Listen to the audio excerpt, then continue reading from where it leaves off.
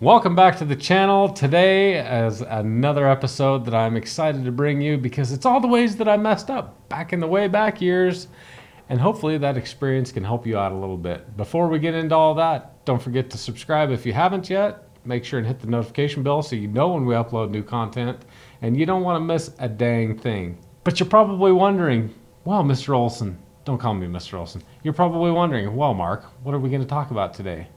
Today we're going to talk about boundaries.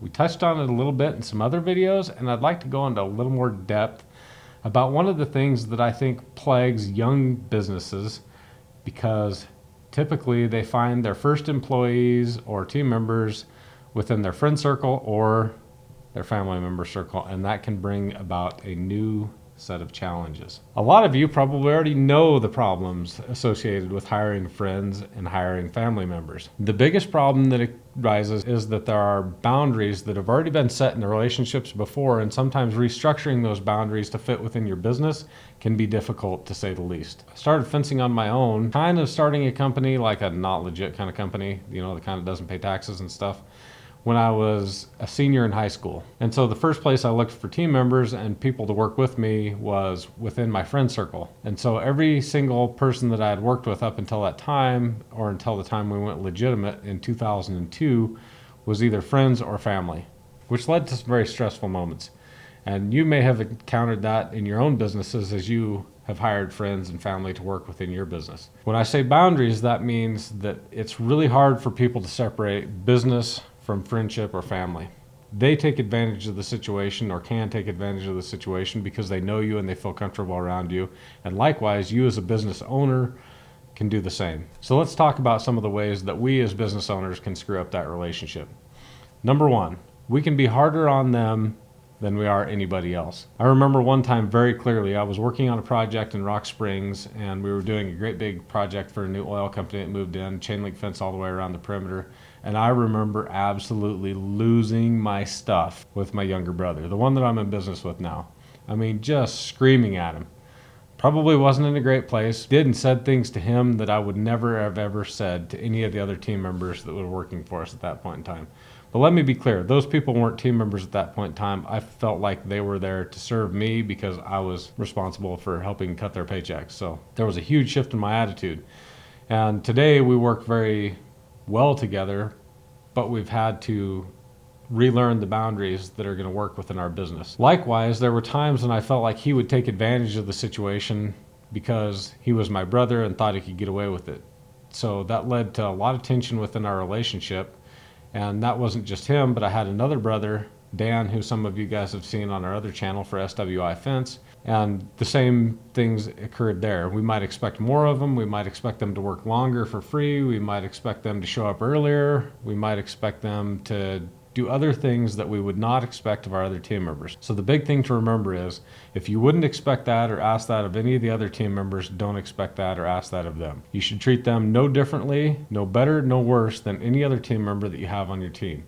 That goes for things like vacation. If you have a big family vacation and you really want them to be there, then they should follow all the same protocol in your company to take that time off that any other person has to. If the other team members sense that there's favoritism, or that that person can get away with something that they can't get away with, there's going to be animosity within your team member, and that's when you get a split.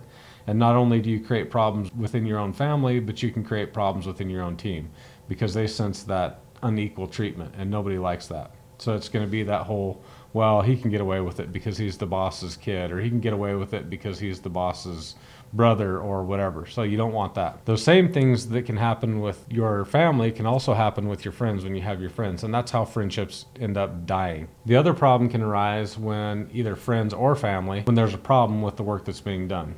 Let's say I hire my best friend, and he's been my best friend forever, and I bring him in because I really like him, we get along, we have a good relationship, and all of a sudden now he's working inside the company, And I find out that he's probably not the kind of worker that I really want. Now there becomes friction because I'm trying to get him to do a job that he's just not ready to do, or I'm trying to get him to do the kind of quality that we expect, but he's just not there. That can create a lot of friction within that friendship. And sometimes the hard choices need to be made.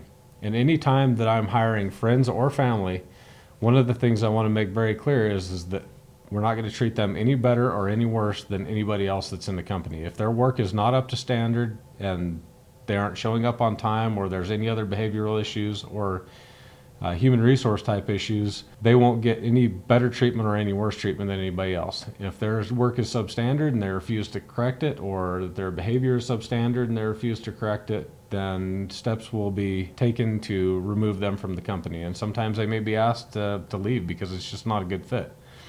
And I'm always very clear about that up front anytime that I'm dealing with friends or family. I remember after my brother had worked for us as Olson Fencing, and then he decided that he wanted to try and come work for us again, we had a big roundtable discussion just before we even hired him on. And I remember his wife was involved, everybody's involved, because we all remember how bad it was before, and we had to say, you know what, things are a little bit different. We're not the same company we once were, and here's how it's going to be different. And ever since then, it's been a really good relationship. We all know exactly where one stands. That's not to say that things don't get heated once in a while, but it's always very civil and we can work through it.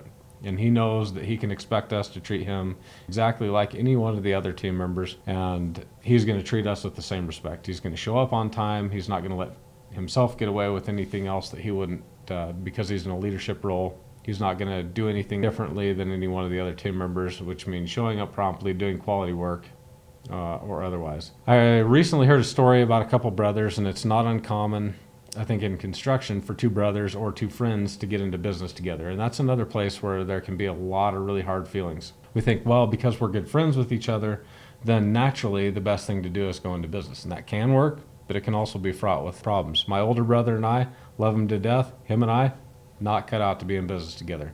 When that business failed, we both knew that we did not want to go down that road again. We were done, and that was going to be the last of it. Alan and I, when we started SWI over again, things have been pretty good, but there were some pretty shaky moments even early on there where we had to really define our boundaries, and it wasn't until each one of us felt like we had the anonymity that we needed to succeed, that's when really things started to work. One of the things that we did to help us succeed is he went down and helped develop some new branches, and that was actually one of the ways that we were able to grow, is by him leaving, and he had the anonymity away from me, being the strong personality in our business relationship, and him being more subtle or reserved, so that way he felt like he could do the things that he needed to do and I wasn't walking all over the top of him. He could make his own decisions, and that really gave him the anonymity to succeed, and that relationship has worked very, very well for us throughout the years. Had we not done that, I don't know that we would be the company we are today. My number one piece of advice if you want to go into business with a friend or a family member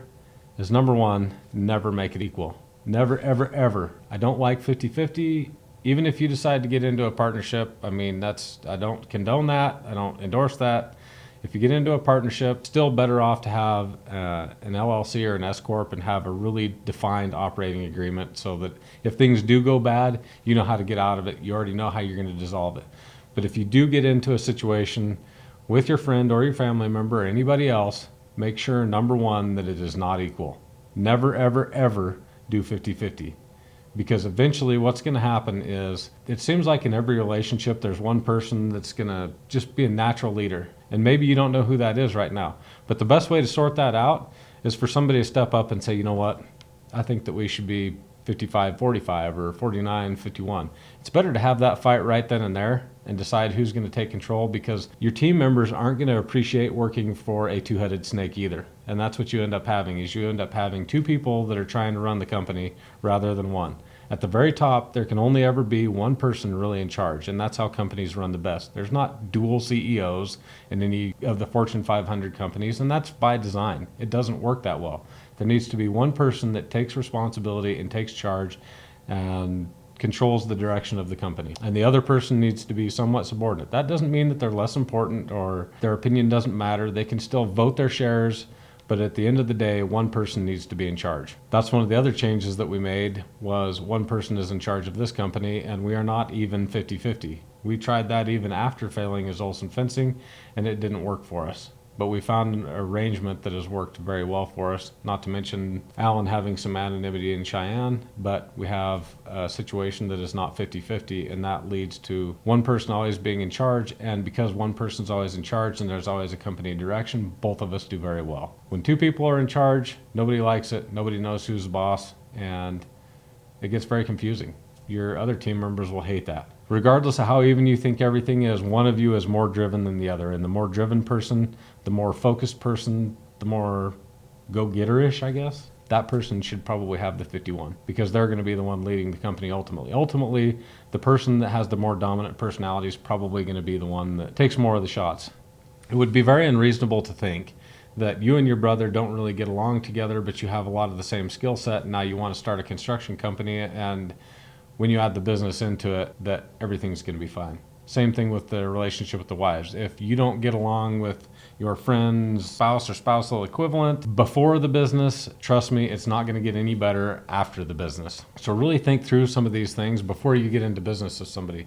And if the answer is we just can't ever get along, then maybe you guys are better off starting two separate businesses and working together with two separate businesses. Make sure that you've got quality relationships with these people before. Make sure the boundaries are clearly defined.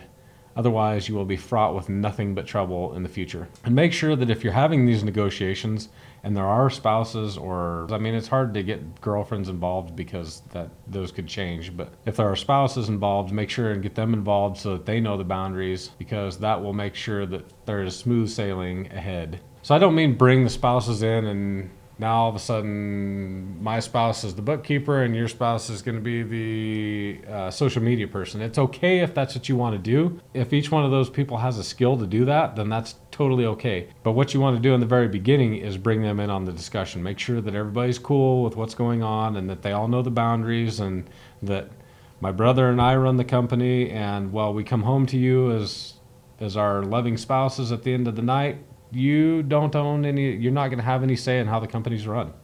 When I come home at night, you're going to listen to me and you're going to listen to all the problems that I have, and you're going to do that as if it was a company that I had no control of. My husband's sick today and he can't come in. No, none of that, please. If I had somebody that was working for me that was a friend or a family member, and I realized after watching this video that, you know what, I've been screwing up the boundaries between he and I, or she and I would just pull them aside and say, you know what, we've been screwing this up. We've got this wrong, and we're going to have to, from this point forward, this is the way we're going to treat this. And I realized that I've been a little harder on you and expected more out of you than I should have, and I'm not going to do that anymore. But on the flip side, you've been taking some liberties that I would not let everybody else get away with. And that's usually the way these things work, because it's two-sided. They're taking a little more than they should take, and you're harder on them. So just trying to bring that back to the middle and just say, hey, you know what? We're just not going to do this anymore. We're gonna create boundaries, and when we're out having fun and we're doing all that stuff, then we're back on an even playing field. But at work, I am going to expect the respect, professionalism that is due me, and I'm going to show you the same respect and professionalism that's due you. And until next time, you have a good dang day. Is this good? I think so. We only have so many choices, so. Well, I haven't seen green in a little bit. We did green a little earlier today. Did we do green? All right. Blue and purple. Wow. We could do red. Red honestly looks a little evil. Like,